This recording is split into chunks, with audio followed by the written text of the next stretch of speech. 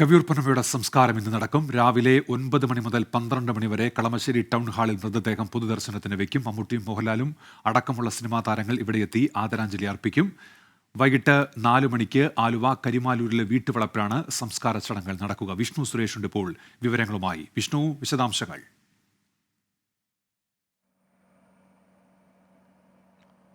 ഉന്മേഷ, ഇന്ന് രാവിലെ 8:30 ലിസി ആശുപത്രിയിൽ നിന്ന് കവിയൂർ പൊന്നമ്മയുടെ ഭൗതികദേഹം കളമശ്ശേരി ടൗൺ ഹാളിലേക്ക് എത്തിക്കുക. 9 മണി മുതൽ 12 മണി വരെയാണ് അവിടെ പൊതുദർശനം ഉണ്ടാകുക. സിനിമാ മേഖലയിൽ നിന്ന് അടക്കമുള്ള പ്രമുഖർ മമ്മൂട്ടിയും മോഹൻലാലും എല്ലാം അവിടെ എത്തി അന്ത്യാഞ്ജലി അർപ്പിക്കും എന്നാണ് നിലവിൽ അറിയിച്ചിരിക്കുന്നത്. അതിനുശേഷം അവിടെ നിന്ന് കരിമാളൂരിലുള്ള വീട്ടിലേക്ക് മൃതദേഹം കൊണ്ടുപോകും. 4 മണിക്കാണ് സംസ്കാരം തീരുമാനിച്ചിരിക്കുന്നത്. ഉറപ്പായും നിലവിൽ ഗാർഡ് ഓഫ് ഓണർ ഉൾപ്പെടെ നൽകിയായിരിക്കും സംസ്കാരം നടക്കുക എന്നാണ് നമുക്ക് ലഭ്യമാകുന്ന വിവരം. ഇന്നലെ വൈകിട്ട് 5:33 ലിസി ആശുപത്രിയിൽ വെച്ച കവിയൂർ പൊന്നമ്മയുടെ മരണം സ്ഥിരീകരിച്ചത്. സെപ്റ്റംബർ 4 മുതൽ ആശുപത്രിയിൽ ചികിത്സയിലായിരുന്നു. കഴിഞ്ഞ വർഷം മെയ്യിലാണ് അർബുദം സ്ഥിരീകരിച്ചത്. പിന്നീട് ഇങ്ങോട്ട് നിരവധി സമയങ്ങളിൽ ചേച്ചി ആശുപത്രിയിൽ എത്തുന്നത് കണ്ടതാണ്. അവിടെ നിന്ന് എല്ലാവരും തിരിച്ച് വരികയും ചെയ്തിരുന്നു. പക്ഷേ ഇത്തവണ അത് ഉണ്ടായില്ല.